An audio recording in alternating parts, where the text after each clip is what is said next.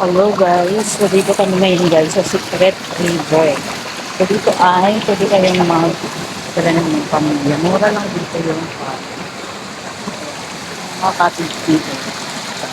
Ay 200, 200 lang siya.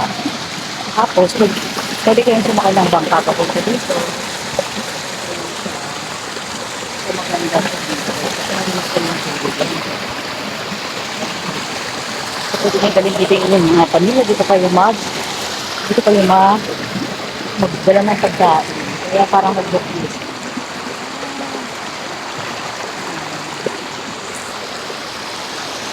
Dami ng pinag-blue. Nagdala ng inyong pamilya dito guys. And then, dala ng pagkain. Pwede kayo doon sa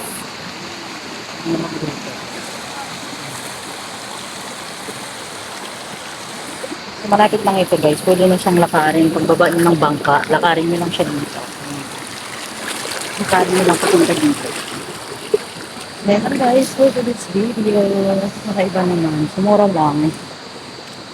Pwede nyo nang ding lakarin po na sa wawa. Ayaw nyo magbangka. Pero yung bangka, 30 pesos. So, balikan is 60. Dito yung cottage, pwede nyo tawaran ng 150. Natawaran namin siya ng 150. Pero 200 talaga yung rate nila. Kaso hapon na kami, kaya okay lang. Malalim. Yan yung mga pwedeng gawin.